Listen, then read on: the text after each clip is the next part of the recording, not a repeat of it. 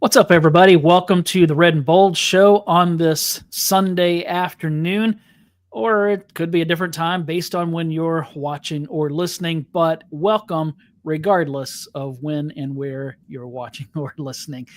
I am your host, Marc Adams. You can find me at 49ers Camelot on X or wherever you watch or listen. You can also find my co-host, Anthony Robertson, at 49ers Cutback, wherever you watch or listen. How's it going, Ant? It's going good. Yeah, we're definitely in the midst of draft time, and I thought it was very interesting, just some of the comments that we got out of the owners' meeting, and how that points towards different things, staying the course in some areas, other areas being very hopeful for what is to come. So I think this is going to be a fun episode because we're going to get to kind of go through those things because I think that there are things that some people took as really shocking, and then some things that just really felt like the norm when it comes to John Lynch and Kyle Shanahan. So it's kind of fun. But this draft is just looming at this point. We're under 3 weeks, and the 49ers got to hit it out of the park if they are going to be able to contend in 2025 and beyond. They did really good last year. Can they continue that? I think is going to be one of the most interesting conversations heading into the draft and then post-draft. What actually happened that kind of sets this team up for the future? Yeah. Yeah, I definitely would agree with that. This is a huge draft.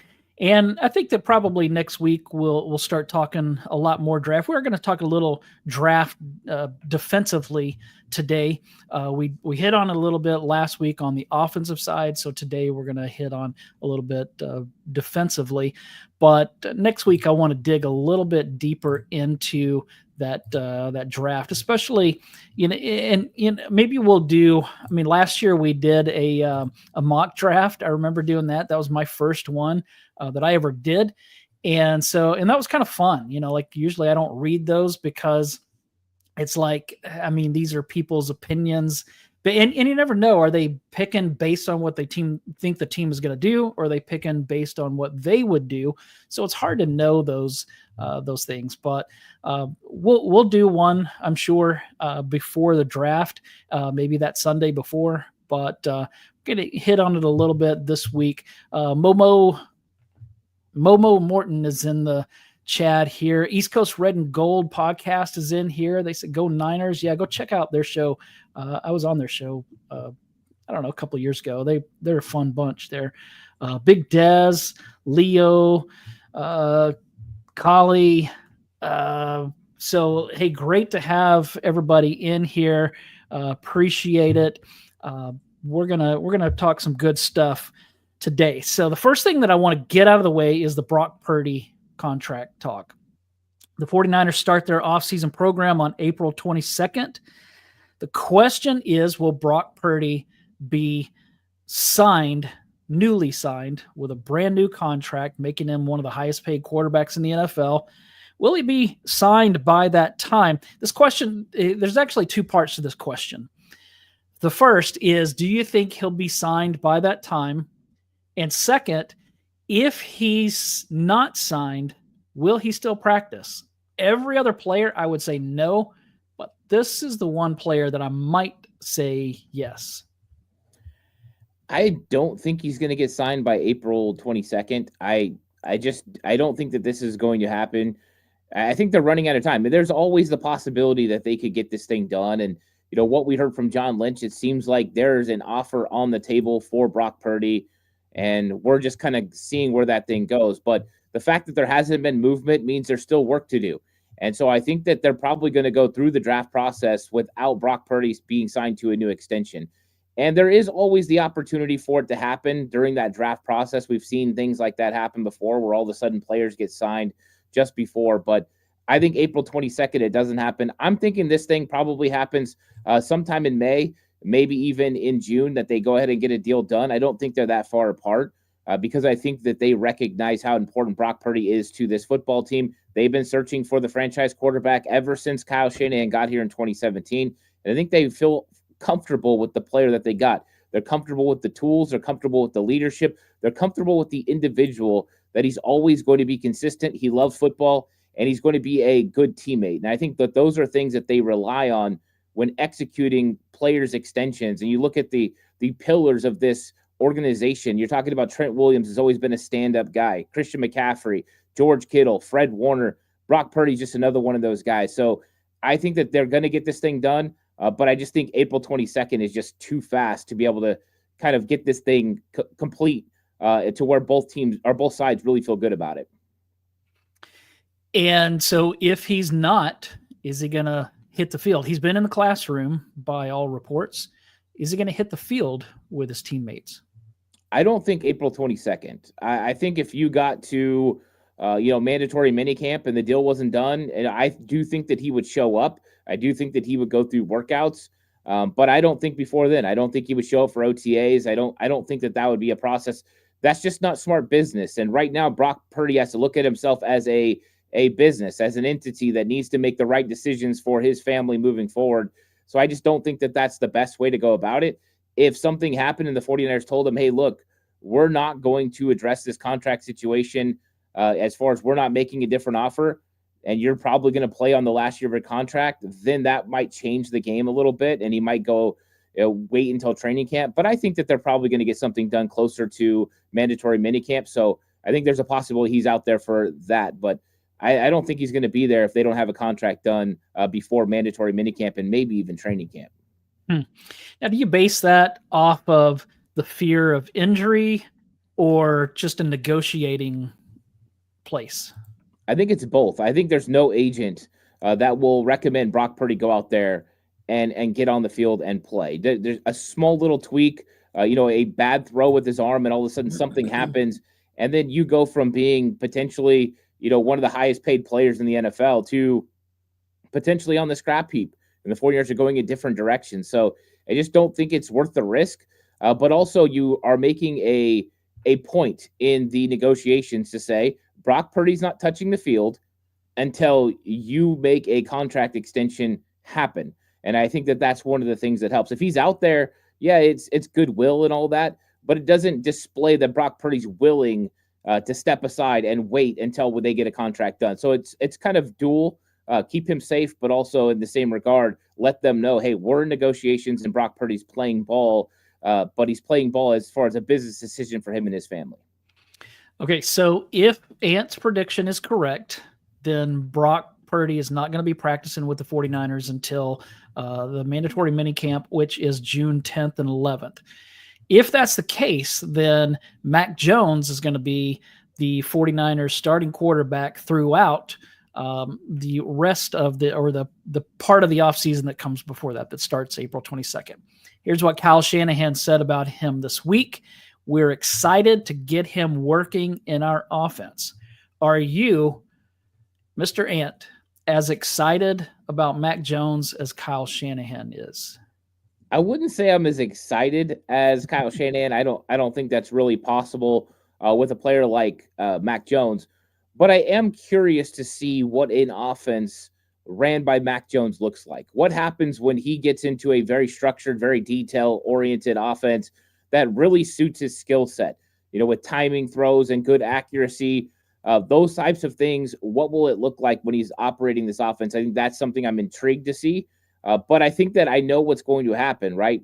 We're going to see Mack Jones do pretty well, and he's going to get a lot of people's conversation points going about whether the 49ers really should give an extension to Brock Purdy or whether they should have. But I think it's interesting because this is a perfect backup for Brock Purdy for the next 2 years. A guy that's young, he's capable. He had first-round talent when he came out. I probably would have drafted him in the second round, but it's just a guy that he's proven it in the biggest moments in college football, and there's probably some sort of a translation to where this guy could be a consistent backup and come in and win a couple of games for you if you needed it. So Jess at East Coast Red and Gold says Brock won't let that happen. This deal gets done in a couple of weeks. Strawberry Reacts said, by the way, he was excited about Sam Darnold as well. And I think that he should be. I was excited about Sam Darnold. David Morazzo says Mack is definitely an upgrade over last year's backup quarterback, super cheap contract. Completely agree. And then go to this somehow Trey Lance is making more than Mack Jones. That was a surprise to see as well. But hey, good for the 49ers. Glad to see that. Let me know your thoughts This came as no surprise at all. When it comes to surprises, this was the least surprising thing. Kyle Shanahan talked up Jake Brendle this past week. What were your thoughts on that? Was it like, yep, they're definitely not moving off of our favorite player? Yeah, I thought that this was kind of the direction they were going when they didn't address it in free agency. I thought there were a couple of options in free agency that if you wanted to go somewhat big, you could replace Jake Brendle with a center that was a veteran that could pick up this offense and roll. After that, it seemed like there were only two options. It's going to be Jake Brendle, or it's going to be Matt Hennessy, or insert rookie draft pick. I don't think rookie draft pick would be able to start at center for the 49ers. There's too much. I mean, you're talking about Alex Mack talked about it was difficult to adjust to playing for Kyle Shanahan again because of the nuances and the blocking and everything. That's going to be difficult. The only hope is Matt Hennessy, and he's been in this offense now for a full offseason. He's going to have a jump start on it. He's also played in Atlanta, so he has an idea of a similar scheme. But when Kyle Shanahan mentioned him, he mentioned him as a guard possibility. So Jake Brendle looks like he is going to almost run unopposed again, which means they just like them some Jake Brendle. And there are things to like about Jake Brendle. I don't want to make it all negative. There are things to like. One of the things to like, he usually does a pretty good job of calling the blocking. He does a good job of, hey, we're sliding this way, we're moving this way, we're picking up this guy. He does a good job with that.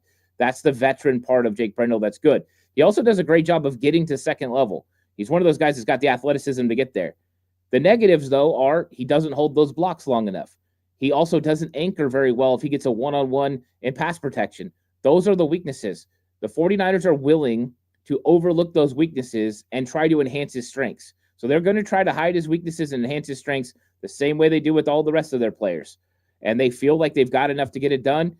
And this is what we go into every single draft thinking, right? We're potentially going to get a center replacement, and then they don't. And I think the 49ers are kind of pointing that direction again. It's going to be Jake Brendle, and I think they gave him a pretty sound kind of recommendation. This guy's going to be here for at least a year, maybe two, and I think that's interesting. Yeah, we've talked about that, his strengths and some of his weaknesses before, plenty of times, in fact. One of the things that I don't like about him as a player the most, I don't know him as a person. I'm sure he's a nice guy. But the thing that I don't like, maybe the most, is that our buddy John Chapman has posted several videos in which Brendle is blocking no one and standing around watching while his running back is getting stuffed or his quarterback is getting hit. That's the thing that puzzles me, is like you put your offensive line in a hole when you block no one. And I understand that stuff happens.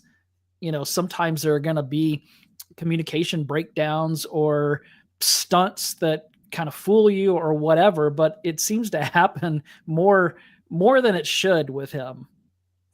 Yeah, I think that it's a concern. You know, I mean, if you are a film watcher and you watch a game of the 49ers, there's some things you know you're going to find with Jake Brendle.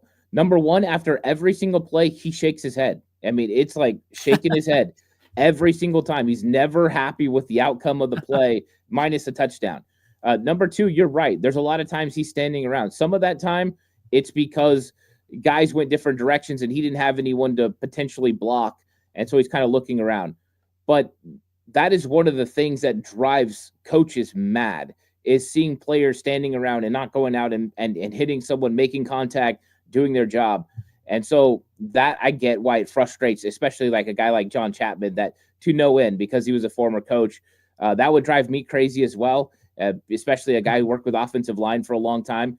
But there are some times where you understand it, right? He didn't have anyone to block. They rushed four. He was protecting the middle. He was watching. He was looking. And then the play breaks down. He looks back to see what's going on. I understand those. But there's other times the ball's getting ran behind him. He gets to the second level. He doesn't stay with his block. The guy gets off, and then he's standing there watching. His guy makes the tackle, and then he just walks away shaking his head. Like, those things do drive you crazy. Well, Kyle Shanahan also talked up Jake Moody. Jim Harbaugh talked him up as well. I mean, Jim Harbaugh famously said death, taxes, and Jake Moody, meaning three things you can always count on. Of course, in San Francisco, we've been saying death, taxes, and Jake Moody, all things that are bad. But I think that Kyle not only talked him up, but he made sure to say that they would be bringing in competition. My question to you is, will Moody get beat out by whoever they bring in? Here's the reason why I don't think that he will, in addition to the fact that he reportedly is a really good practice kicker. This is Jake Moody last year in 2024. He was 24 of 34 on the season. That's 70.6%. That's not good. He wasn't very consistent after, remember, he got injured and missed, 4 or 5 games, something like that. After that injury, he was terrible. He was 11 of 20. That's 55%. But before his injury, he was actually really good. He was 13 of 14, which is 93%. And here's a big thing that makes me think that his injury impacted his play last year. His touchback rate after the injury, before the injury, it was really good. After the injury, it was much lower. That could suggest that the 49ers rushed him back too soon, that he still wasn't healthy, and that affected. We kind of threw out his rookie season because rookie kickers struggle. Last year, he came on at the beginning of the season and was doing really well, but once he came back as a kickoff guy and as a field goal kicker, was a completely different guy after the injury. Yeah, he was, and I think that it probably did play a part in it, because injuries do affect, especially when they are, to a lower extremity of a kicker. I mean, that's difficult. I think you could also throw in the fact that Mitch Wishnowsky, because of his injury, wasn't holding anymore. You got new holder, you've got a player playing with an injury, and I think that really can play into a player's accuracy. I think at some point too, when that happens, it gets into your mental, like you're just struggling, and then it kind of just goes, like quicksand. You kind of slip and fall, and you just, the more you fight, the worse it gets. So I think that Jake Moody's going to be a part of the competition. I do think he's going to have the best opportunity to win. The question is, who are they going to bring in? And if somebody that's a very talented, maybe older kicker, there's a chance that those guys could be more consistent than Jake Moody. But I think that the 49ers are going to give Jake Moody every opportunity to win this job. They believe in him. He was the young kicker that they invested into. So somebody's going to have to come in and absolutely be 100% lights out, hitting from 50 plus. And I do think that in the preseason, we're going to see Kyle Shanahan give these guys more opportunities to go out there and prove it. Sometimes he would normally go for it. He's probably going to kick field goals just to see what we got. So Jake Moody's in for a test. I do think he's got the potential to win that job. I think they want him to. But it's going to be interesting. Will they bring in a veteran like Nick Folk? We do have the former special teams coordinator as our assistant special teams coordinator now. He worked with Nick Folk in Tennessee, a 40-plus-year-old kicker, but very good kicker through the years. That would be interesting, the veteran and the young guy going out there and competing. And the older statesman could probably give him some tips on how to, work and be consistent and play in different stadiums. So that would be interesting. Let's see. David Morazzo says injury to his kicking ankle. They should have kept him on IR until fully healthy. I agree with that. Jess looking forward to competition at all positions, including kicker. Roberto Salazar Jr. says for sure he was not ready to come back. So do you think that they'll bring in competition for Mitch Wishnowsky as well? No, I don't. I think as long as Mitch Wishnowsky's back, is good to go, I think that they are completely comfortable with Mitch Wishnowsky being the punter. There are some interesting prospects in the draft process that are probably going to go undrafted that they could potentially sign to bring in on the 90-man roster to maybe take some of the reps off of Mitch Wishnowsky during the training camp season. There's a couple of really good punters, so maybe they could do that and just kind of streamline it and maybe put one of those guys on the practice squad in case something happens with Mitch Wishnowsky. But overall, I don't think they're going to bring in competition for Wishnowsky. He's their guy as long as that back checks out. Did Kyle Shanahan, John Lynch, or Jed York, who spoke last week as well, say anything at the owners' meetings that jumped out to you or surprised you, or was it pretty well just towing the company line? Yeah, I thought it was pretty consistent with what we thought was happening. Just from the thought process of this is what the season looked like, the offseason looked like because we're preparing for the Brock Purdy contract. I thought that the only thing that I have been picking up from this is they're kind of going to the John Lynch, Kyle Shanahan thought process that they wish free agency happened after the draft. And so I think that they're kind of approaching it that way. And that's why Jed York was kind of saying, like, we could still make moves. We could still do things. And there are plenty of players still available.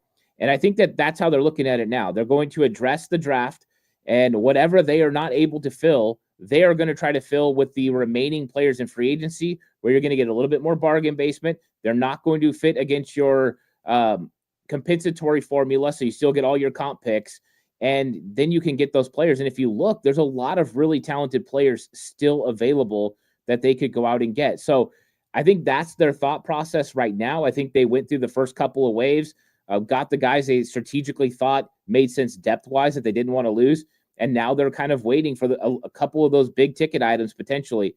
And they're never going to spend that much money, but they still have moves that they could address. And I think that's the key that I kind of picked up on what they were laying down there.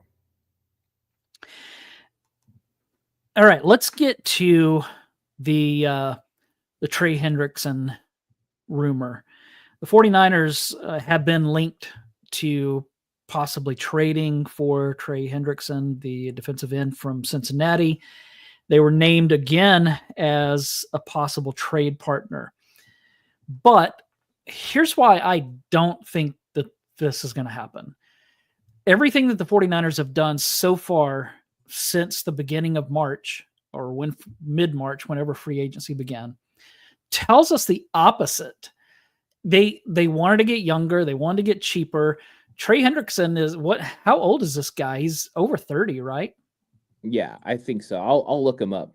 Yeah. So I don't know that's, I mean, why would you release Leonard Floyd and then trade for Trey Hendrickson? That makes no sense to me. So I don't think that this is going to happen. Just curious what you think. Could this be something they have? I mean, did they get rid of Leonard Floyd thinking that they were going to get Joey Bosa, and then that didn't happen? So now they're thinking, all right, now we need to punt here literally and figure out something else. Or is it just rumors that have no valid foundation to it? Yeah, so he is 30 years old. He just turned 30 in December. But the thing about Trey Hendrickson that I think gets everyone's attention is he's the proven commodity, right? This is the question mark. The 49ers have kind of tried to address defensive line in a couple of different manners. They've went the draft route, and they've also went free agency or the trade route, right? D Ford being the most kind of known commodity that they got in the 2019 offseason, where they went out, they traded a second-round pick, and then gave him a hefty contract. And that was a little bit of a miss. And we know in 2019 he was very pivotal in the games they did win. But I think when people are looking at it, you're looking for somebody opposite of Bosa, and the other guys haven't worked that they've kind of went with. They've had guys who have been, good, right? Samson Ebukam, Charles Omenihu, those guys have been good. Last year, Leonard Floyd was good. I don't think he was great or anything like that. Hendrickson is great, and that's why people are latching onto this. This is one of those moves that sets you up, right? 17 and a half sacks. The guy gets after the quarterback. But the question is, what do you have to give up? And the trade that I saw was the 49ers potentially flipping first-round picks, so the 49ers going from 11 to 17, and the Bengals getting 11, and then the 49ers sending 2 third-round picks, so both third-round picks, 75 and 100. That's a lot to give up when you're trying to kind of rebuild your team. And yes, you would be getting a frontline player and a guy that can consistently win. This is an all-pro caliber guy, and opposite of Nick Bosa, these dudes are going to wreck shop. The question is that worth it? You're not losing your first-round pick, which is huge, but you are losing 2 third-round picks where there's a lot of depth that you could potentially add to your football team. So I think that's the biggest question mark, is what the trade would cost. And then on top of that, what are you going to pay Trey Hendrickson in a contract extension. He wants a contract extension. He's going to want top money. And we just seen the non-quarterback money explode. What is this guy going to want? Is he going to want more money than Nick Bosa? You can't afford to pay him more money than Nick Bosa. So for that element, I don't think it makes a lot of sense for the 49ers to trade away the capital and then give him a contract extension on top of that. If he had a built contract that they had for control over for the next 2 or 3 years, I would be all in on this. But I don't think that they're going to make this move. I think they're going to stay the course and try to draft young players that are going to be able to contribute. I think that's what they were doing along the defensive line, and they just got to make sure they hit. But I will say this, if the value for Trey Hendrickson as we go closer to the draft comes down and they don't have to give up as much draft capital, this might get a little bit more interesting as far as potentially the 49ers targeting him. But right now I would say they're going to stay the course. Yeah, if he was 27 years old, then sure, yeah. I mean, you definitely want to do something like that. But at his age, he's not going to be getting better at this point. Then again, if you had a crystal ball and you knew that those 2 third-round picks were Jake Moody and who was that tight end, Cam Latu. If you knew that that's who the third-round picks were, then of course you do it. But we don't have that. So, but yeah, I tend to agree. I just don't think that it's worth it. I don't think it's a good move for the 49ers at this point, especially with what they've shown us so far this offseason. Let's see. There are some things that I wanted to get to here. David said, I don't see why we would pay 2 defensive ends that much money. He's 30, December birthday. Let's see. Yeah, everybody seems to agree with what you already said. So all right, let's move on to a little bit of draft talk. I'm going to run through some positions that the 49ers could draft this on defense later this month. And I want to see who you think they or who you might. I'm trying to think of how we did it last year. Who you would like to see them draft at that position. So let's start with defensive tackle. In my estimation, they need 2 of those guys.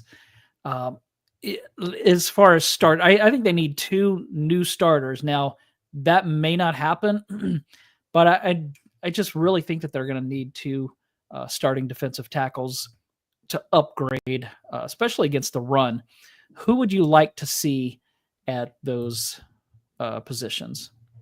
Yeah, I think first off, when you're talking D tackle, they're going to have an opportunity to get one of the better D tackles in the entire draft if they want to take one of those guys at pick 11. Field Yates just had the 49ers taking Walter Nolan with pick 11, and I think Walter Nolan would be a dynamite selection for the 49ers. You're talking about a guy that can stop the run, but also is getting better and better when it comes to pass rush. He's a penetrator, but is still very versatile and being able to play the 1 tech or the 3 tech. So you have a versatile player, close to 300 pounds, athletic profile through the roof. I think he's a real target at 11. The other one would be Derek Harmon. He's built more so in the mold of a good pass rusher, which is interesting because he was 340 pounds when he played at Michigan State. Then he moves over to Oregon, and he gets down to about 315 pounds. And you see all the speed and athleticism. I think when it comes to right now, he's a better pass rusher than Walter Nolan, and Walter Nolan's a better run defender than Derek Harmon. So it's kind of choosing projection. Is Harmon going to get better at stopping the run? He's not bad. Is he going to get better at stopping the run, though? And will Walter Nolan continue to be a better pass rusher? As you go through the draft, I think there's some fun players. A guy like Omar Norman Lott is one of the best pass rushers on the interior in this entire draft. I think he would be a target for the 49ers, especially if you got to the 3rd round. And then you're talking big guys later on. Alfred Collins, the defensive tackle from Texas, he can stop the run with the best of them. And if you don't get a guy like Kenneth Grant early, he makes sense. And then everyone's favorite player, it seems like, that I've heard, CJ West, getting him at the end of day 2, early day 3, could potentially be a target where he's a guy that's a 1 technique that's going to stop the run, but has pretty good pass rush technique and could get better and better. I think he's a developmental player. So those guys make sense in the draft for sure. Yeah, those are some interesting names. How about at edge? At edge, I think there's a few names that I would be interested in. Now, one of the question marks is going to be off the field concerns because there are two guys that at 11 would be phenomenal for the 49ers. That's Mike Green out of Marshall, but there's been some sexual assault claims against him. What does that actually mean? The 49ers met with him twice. If they clear him, he's a dynamite speed element off the outside, 17 sacks. Love this dude. The other one would be James Pierce Jr., who there's been some question marks about if he loves football. Doesn't show up to meetings, maybe doesn't do things in the weight room as much, but dynamite speed off the outside. Both of those guys are 4.5 guys off the edge. Tremendous athleticism. I think if you go a little bit further, one of the guys that I really like is Nick Scorton out of Texas A&M. I'm a huge fan of him.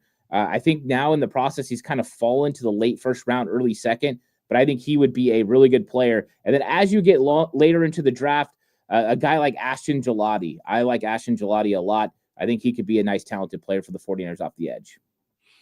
At linebacker, the 49ers need to replace Dre Greenlaw. Is there anyone there that you think they have a chance to grab somewhere in this draft that could make an impact like that as a rookie?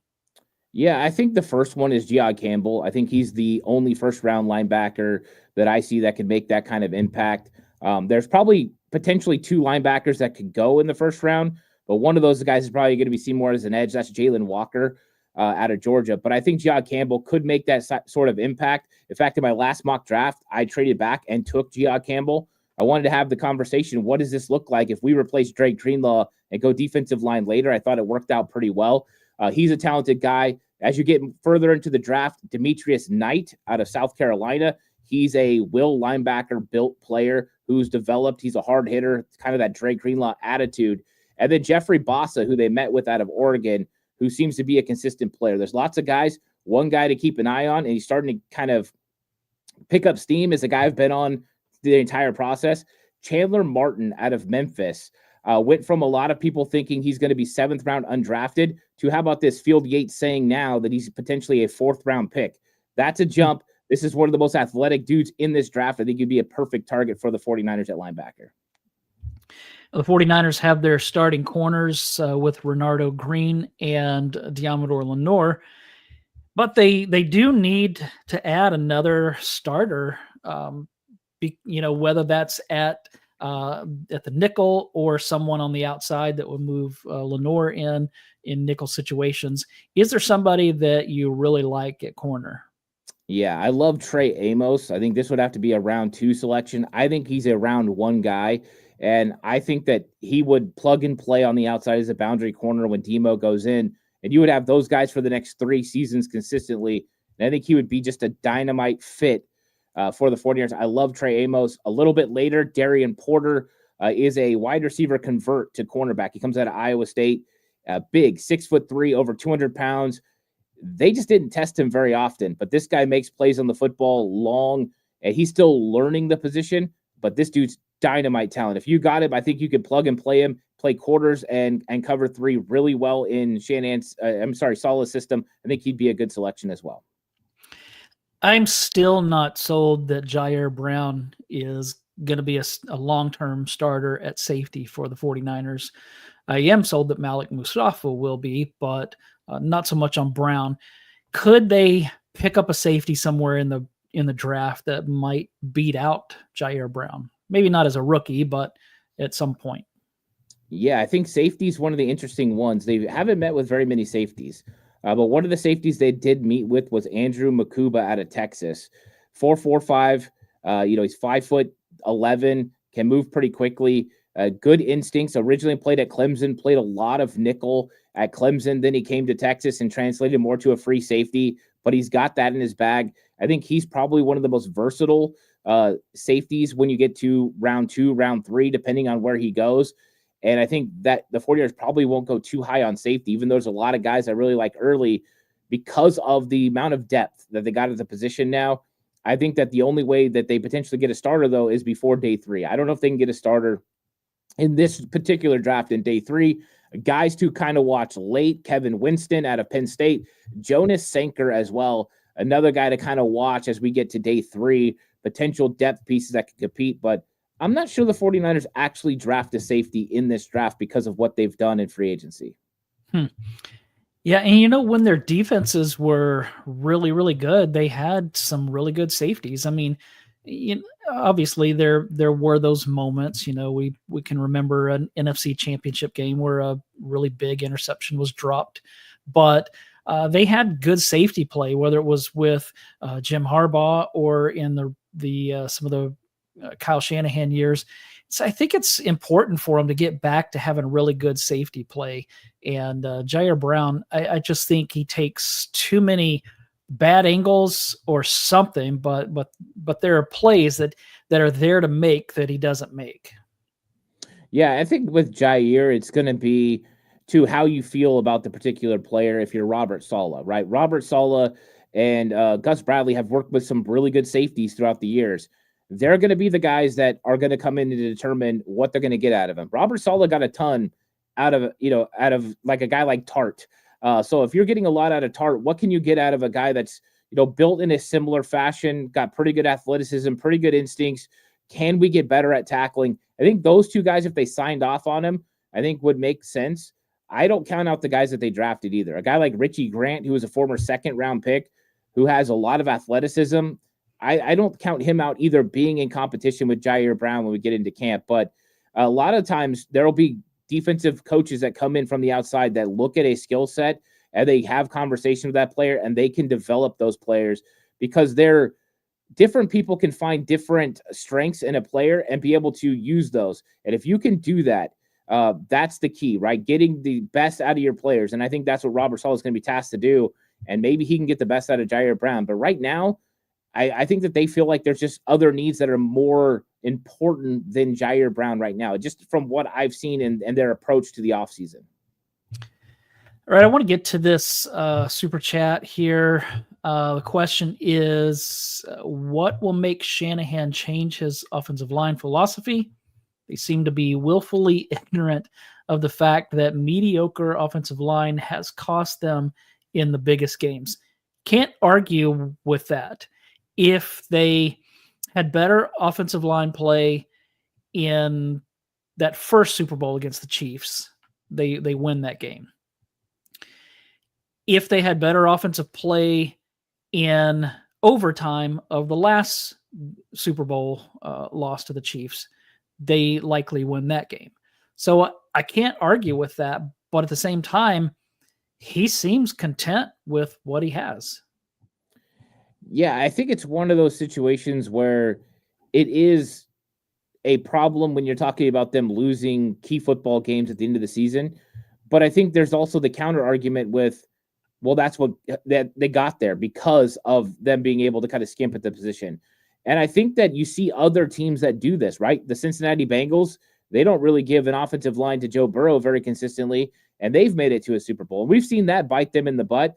And I think that's the part where Chris Foerster's talked about is what's that level, right, that you can be at?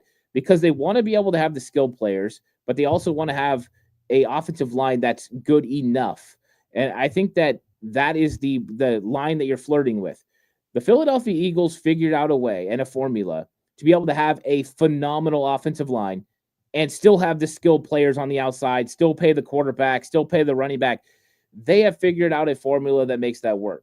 The 49ers have to figure out something similar. And I think that that's why you're seeing the approach to young defensive linemen and young defensive starters, because that's what Philadelphia did. They went out and they drafted 2 cornerbacks last year that contributed to their team. There are even more turnover in their secondary where they're getting rid of Darius Slay and Chauncey Gardner-Johnson, and they're going more young again at the position. So it's a method to the madness. And right now people are figuring out we've got to be better on the offensive line and pay those guys a lot more money, but we've got to get younger on the defense. So the 49ers got to figure that out. So that's going to be one of the keys, but I don't think it's a bad thought that, hey, this has kind of bit the 49ers in the butt, because I think it has. But that's the whole method, is where do you figure out how to get better? And the Eagles have just been so good drafting. When you look at their interior offensive line, Dickerson, those guys that are there, they're talented interior offensive linemen that they've got. They hit on Mailata on the outside. That was a great pick. So they've been able to hit. Mailata was a 7th round pick. sometimes you just gotta hit those guys late, and that really will help your football team. So the 49ers got to hit on some draft picks in this upcoming draft to be able to kind of withstand the price tag. And right now, we're going to probably not be great on the offensive line, but if they draft an offensive guard to play opposite of Dominic Pooney, you got to feel like this offensive line improves dramatically. So maybe they will be able to hit. John Lynch did say that they're looking to potentially upgrade left guard. Great stuff as always, Ant. Anything you want to add before we take off? No, I just think that, this is going to continue to be a fun process as we try to figure out what the 49ers are doing. But I don't know if there is a detailed plan right now as far as what we know. Last year going into the draft, I had a pretty good idea the 49ers were going wide receiver in round 1, and they did. I did not think it was going to be Ricky Pearsall. I'm going to keep that honest. But this year, I'm a little bit more on the fence. I don't know if it's going to be defensive end or defensive tackle. And I think that's one of the things that's interesting. I'm trying to figure out where the 49ers are going, because what they do in round 1 is going to set up the rest of the draft. And so it's an interesting thing. We know John Lynch said he has a plan, but that's what's going to set up this entire draft is what they do at 11. Do they draft a D end? Do they draft a D tackle? Or do they trade back? I think all those things are going to be huge, and I'm excited about it. It's a fun time to be a 49er fan because there is optimism. Yeah, it's going to be a lot of fun later this month to see what happens with the draft and to see what happens with Brock Purdy and his new contract whenever that comes. Thanks, everybody, for joining us. We had a lot of fun, especially with those in the chat. So we're going to do our best to be back again next Sunday around the same time. So mark your calendars, put it in your phone, however you do that, or just don't and show up whenever you show up. It'll be fine. We'll still have a good time talking 49ers football. Have a great week, everybody. We'll see you soon.